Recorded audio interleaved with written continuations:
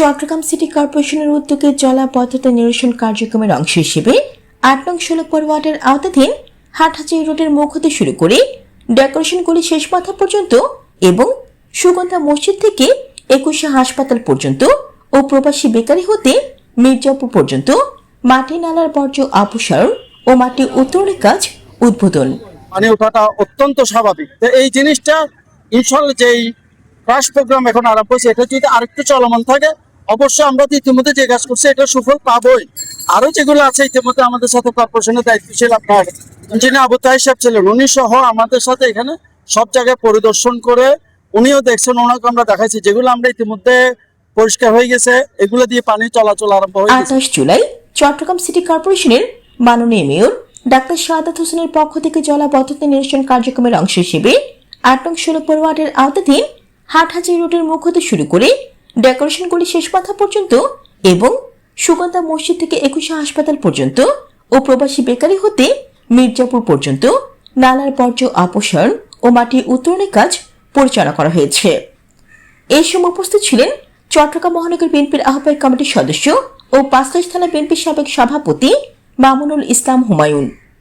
আর উপস্থিত ছিলেন কাজী শামসুল আলম আহ্বায়ক ৮ নং ১৬ ওয়ার্ড বিএনপি, মোহাম্মদ হাসান ওসমান চৌধুরী, জাহিদ হোসেন টুটুল, তৌহিদুল ইসলাম আলম কানুন, তৌহিদুল ইসলাম রানা, সাদেক আহমদ, নূর মাহমুদ, ফোরকান আহমদ, শাহাদাত হোসেন সাজ্জাদ, আলী আকবর, ইরফান উদ্দিন সাগর, জিয়াউর রহমান, সাইফুল আলম রনি, মহিবুল্লাহ, মাহমুদ সাইদ সহ আরো অনেকে উপস্থিত ছিলেন।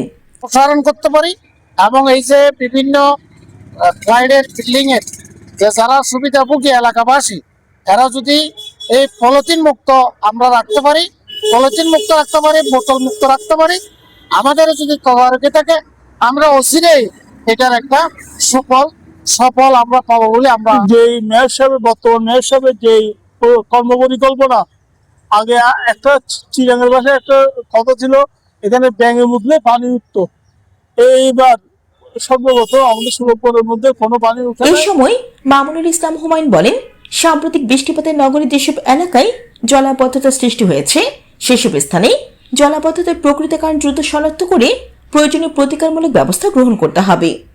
কোথাও নালা ভরাট, কোথাও বর্জ্য জমি পানি চলাচলে বাধা কিংবা অন্য কোনো কারণে জলাবদ্ধতা সৃষ্টি হয়ে থাকলে তা চিহ্নিত করে স্থায়ী সমাধানের লক্ষ্যে কার্যকর ব্যবস্থা নিতে হবে। সাম্প্রতিক রেকর্ড পরিমাণ বৃষ্টিপাতের নগরীর খাল নালায় বিপুল পরিমাণ বর্জ্য জমা হয়েছে। পাশাপাশি পাহাড়ি এলাকা থেকে নেমে আসা মাটি বিভিন্ন স্থানে পানি প্রবাহে প্রতিবন্ধকতা সৃষ্টি করছে। এসব কারণে জলাবদ্ধতা পরিস্থিতি জটিল আকার ধারণ করেছে। এই চ্যালেঞ্জ মোকাবেলায় সমন্বিত ও ধারাবাহিকভাবে কাজ করতে হবে। চট্টগ্রামে উৎপাদিত বর্জ্যের একটি অংশ খাল নালায় চলে যাওয়ার কারণে জলাবদ্ধতা সৃষ্টি হয়, যত্রতত্র ময়লা ফেলা পরিবেশের জন্য ক্ষতিকর। তিনি নগরবাসীর প্রতি আহ্বান জানিয়ে বলেন, পরিচ্ছন্ন বিভাগের কর্মীরা যখন বাসা থেকে বর্জ্য সংগ্রহ করতে যাবেন তখন নিয়মিত তাদের কাছে ময়লা হস্তান্তর করুন। এতে রাস্তা ও ট্রেন পরিষ্কার থাকবে, মশার উপদ্রব কমবে এবং নগর পরিবেশও সুস্থ থাকবে। আপনারা দেখছেন CLTV 24।